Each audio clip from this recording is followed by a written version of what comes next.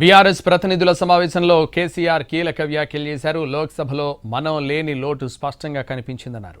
తేజస్వి సూర్య అలా మాట్లాడుతుంటే ఒక్కరు కూడా అడ్డుపడలేదని మండిపడ్డారు. బీఆర్ఎస్ ఎంపీలు సభలో ఉండుంటే రణరంగం సృష్టించే వాళ్ళని తెలిపారు. వీళ్లు ఒక్కరు కూడా మాట్లాడలేదని ఫైర్ అయ్యారు.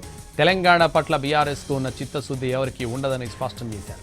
ఎన్నో సందర్భాల్లో తనను మానసిక క్షోభకు గురి చేశారన్నారు. హైదరాబాద్తో కూడిన తెలంగాణ కావాలని అప్పట్లో గట్టిగా కొట్లాడి సాధించామన్నారు. 2009లో చంద్రబాబుతో జై తెలంగాణ అనిపించేందుకే అప్పుడు టీడీపీతో పొత్తు పెట్టుకున్నామని క్లారిటీ ఇచ్చారు. అశోక్ గులాటి అనే మిత్రుడు ఇచ్చిన సలహా మేరకు రైతు బంధు పథకం తెచ్చానని తెలిపారు. రాష్ట్రంలో రైతుల పరిస్థితి దిగజారిపోయిందని వ్యాఖ్యానించారు. ప్రభుత్వానికి ధాన్యం కొనడం చేత కావడం లేదని విమర్శలు గుర్పించారు కేసీఆర్. రాష్ట్రంలో ఏం జరుగుతోందో తనకు అర్థం కావడం లేదన్నారు. బొందలో పడ్డట్టు అయిందని తెలంగాణ ప్రజలు ఆవేదన చెందుతున్నారని పార్టీ నాయకులతో తెలిపారు.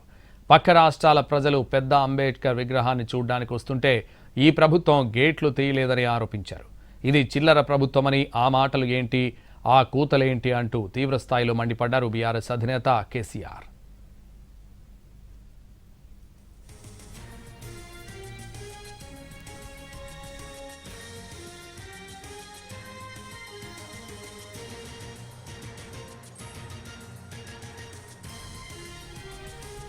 ఫార్ములా ఈ కార్ రేస్ కేసులో ఛార్జ్షీట్ వేశామని, కేసు నడుస్తోందన్నారు సీఎం రేవంత్ రెడ్డి. ఇష్యూ కోర్టుకు వెళ్లిందని చెప్పారు.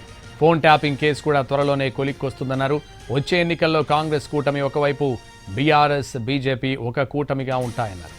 బీజేపీ రహస్య ఎజెండా పెట్టుకుని మహిళా రిజర్వేషన్కి తాము వ్యతిరేకమని దుష్ప్రచారం చేస్తోందన్నారు రేవంత్ రెడ్డి.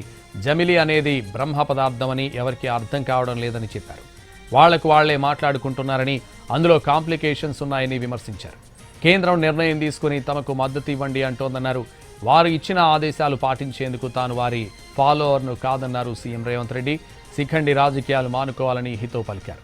రాజ్యాంగ సవరణ జరగాలంటే 2/3 మెజారిటీ ఉండాలని, ఆ విషయం కిషన్ రెడ్డికి తెలియదా అని ప్రశ్నించారు. బలం లేని చోట బిల్లు పెట్టి తమను బదనాం చేస్తే ఎలా అంటూ క్వశ్చన్ చేశారు రేవంత్ రెడ్డి. 50% సీట్లు పెంచాలని ఏ దేవుడు చెప్పారంటూ నిలదీశారు. రాముడు ఉన్న అయోధ్యలో కూడా బీజేపీ ఓడిపోయిందని, ఆ దేవుడే ఓడగొట్టారన్నారు సీఎం రేవంత్ రెడ్డి.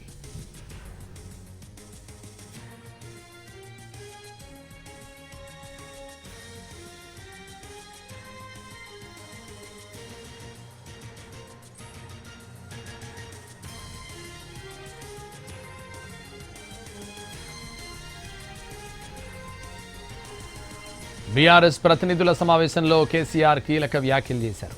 లోక్సభలో మనం లేని లోటు స్పష్టంగా కనిపించిందన్నారు. తేజస్వి సూర్య అలా మాట్లాడుతుంటే ఒక్కరు కూడా అడ్డుపడలేదని మండిపడ్డారు. బీఆర్ఎస్ ఎంపీలు సభలో ఉంటే రణరంగం సృష్టించే వాళ్ళని తెలిపారు. వీళ్లు ఒక్కరు కూడా మాట్లాడలేదని ఫైర్ అయ్యారు. తెలంగాణ పట్ల బీఆర్ఎస్కు ఉన్న చిత్తశుద్ధి ఎవరికీ ఉండదని స్పష్టం చేశారు. ఎన్నో సందర్భాల్లో తనను మానసిక క్షోభకు గురి చేశారన్నారు. హైదరాబాద్తో కూడిన తెలంగాణ కావాలని అప్పట్లో గట్టిగా కొట్లాడి సాధించామని గుర్తు చేశారు. 2009లో చంద్రబాబుతో జై తెలంగాణ అనిపించేందుకే అప్పుడు టీడీపీతో పొత్తు పెట్టుకున్నామని క్లారిటీ ఇచ్చారు. అశోక్ గులాటి అనే మిత్రుడు ఇచ్చిన సలహా మేరకు రైతు బంధు పథకం తెచ్చానని తెలిపారు. రాష్ట్రంలో రైతుల పరిస్థితి దిగజారిపోయిందని వ్యాఖ్యానించారు. ప్రభుత్వానికి ధాన్యం కొనడం చేత కావడం లేదని విమర్శలు గుప్పించారు కేసీఆర్. రాష్ట్రంలో ఏం జరుగుతోందో తనకు అర్థం కావడం లేదన్నారు.